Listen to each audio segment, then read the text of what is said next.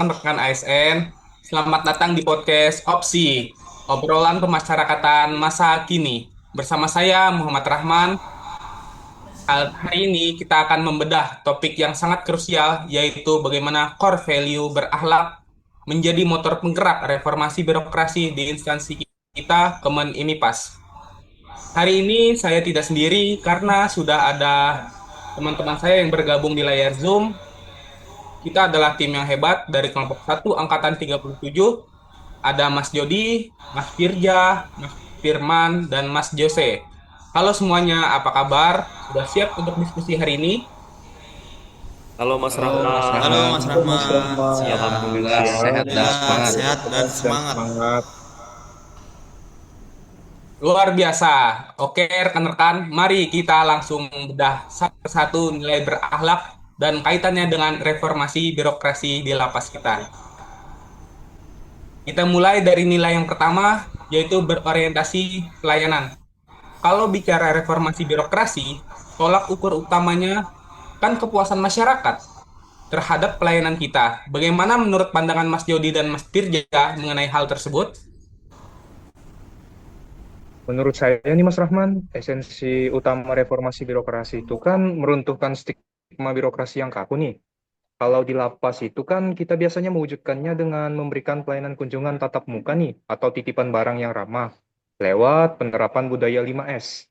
Senyum, sapa, salam, sopan, santun. setuju dengan Mas Jody.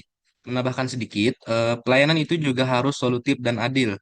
Kita tidak boleh membeda-bedakan pengunjung berdasarkan status sosial, suku, atau agamanya. Semua dilayani dengan standar prima yang sama. Saya setuju juga, pelayanan prima tanpa diskriminasi. Nah, pelayanan yang cepat juga harus bersih dan bebas dari penyimpangan. Ini masuk ke poin kedua, yaitu akuntabel. Bagaimana penerapannya, Mas Firman dan Mas Jose? Mohon diberi saya sedikit pencerahan tentang hal ini. Baik, terima kasih Mas Rahman. Nah, ini bagian penting dalam area penguatan pengawasan.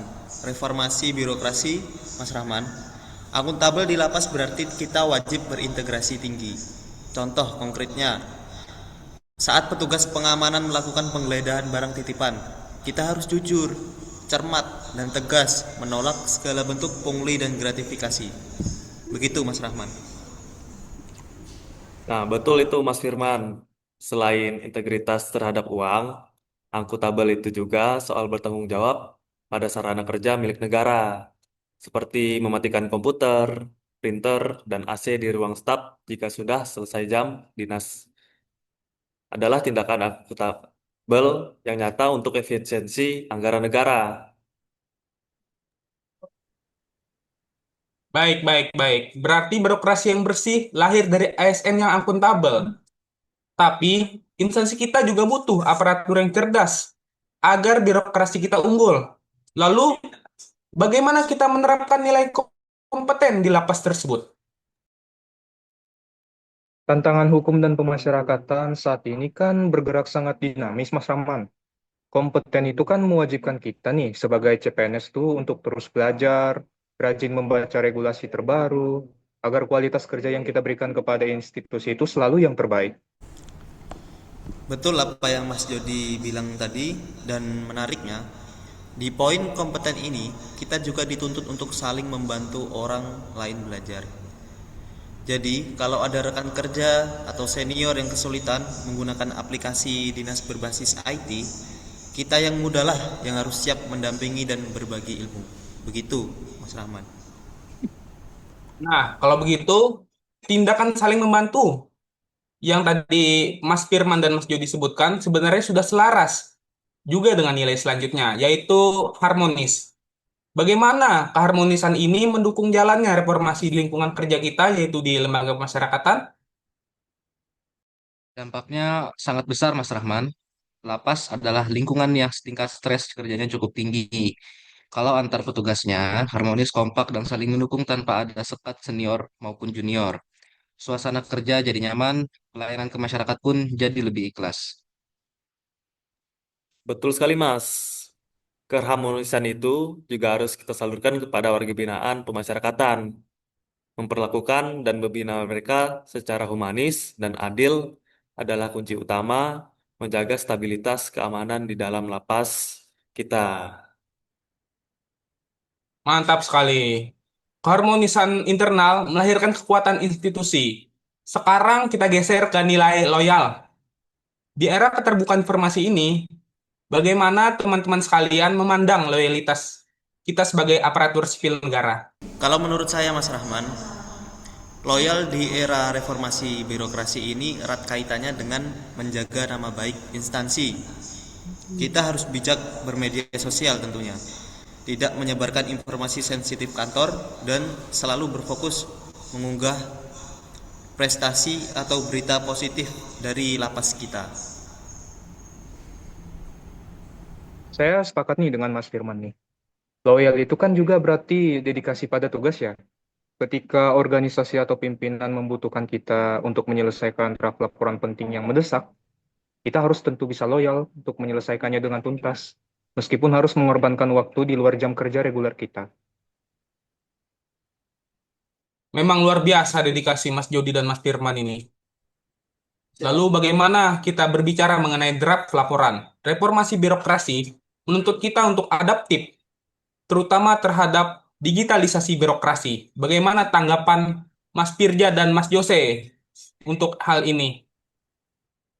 Ya, untuk menurut saya ini adalah momentum kita sebagai tunas muda di lapas. Kita harus adaptif merubah kebiasaan lama. Contoh nyata adalah mulai beralih dari tumpukan arsip kertas manual ke sistem pengarsipan digital atau data berbasis cloud agar data lebih aman dan cepat diakses. Tepat sekali itu, Mas Firja. ASN yang adaptif itu tidak pasif menunggu perintah, melainkan harus proaktif dan kreatif mencari inovasi-inovasi kecil yang bisa membuat pekerjaan di seksi kita menjadi jauh lebih cepat dan efisien. Baik, jadi poin yang disampaikan oleh Mas Firja dan Mas Jose itu berkaitan dengan efisiensi dan inovasi ya. Saya sepakat, saya sepakat. Nilai terakhir yang menyatukan semua ini adalah kolaboratif. Lalu bagaimana kolaborasi yang ideal demi menyukseskan reformasi birokrasi di lapas kita? Baik Mas Rahman, saya akan memberikan tanggapan. Seperti yang rekan-rekan ketahui, reformasi birokrasi itu musuh utamanya adalah ego sektoral. Mas Rahman, kita tidak bisa kerja sendiri-sendiri. Bagian pengamanan atau KPLP, bagian pembinaan, dan tata usaha harus berkolaborasi erat demi suksesnya program pembinaan warga binaan. Begitu Mas Rahman.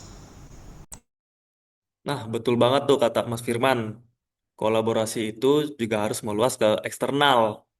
Kita di lapas kita perlu terus bersinergi dengan aparat penegak hukum lain, seperti pemerintah daerah hingga instansi penyedia pelatihan kerja, agar program pembinaan kemandirian warga binaan bisa berjalan secara maksimal. Baik, terima kasih jawabannya. Memang kita dalam berkolaborasi dengan instansi lain, tentu kita harus saling menjaga nama baik dari instansi kita. Misalkan saya berkolaborasi dengan Kejaksaan Negeri untuk mengurus tahanan-tahanan mereka, untuk sidang, untuk pengeluaran juga kita harus berkolaborasi. Jadi saya menyimpulkan luar biasa diskusi kita hari ini. Dari obrolan interaktif bersama Mas Jody, Mas Firja, Mas Firman, dan Mas Jose, kita bisa tarik satu kesimpulan besar, yaitu reformasi birokrasi di Kementerian Imigrasi dan Pemasyarakatan tidak akan terwujud secara maksimal hanya dengan perbaikan secara sarana fisik, melainkan harus dimulai dari revolusi mental dan perubahan perilaku kita sebagai aparatur sipil negara yang memegang teguh nilai berakhlak. Baik, terima kasih atas rekan-rekan semua, atas ide dan opininya yang sangat luar biasa. Semoga podcast ini bermanfaat bagi kita semua dan para penonton. Yuk kita tutup dengan komitmen bersama.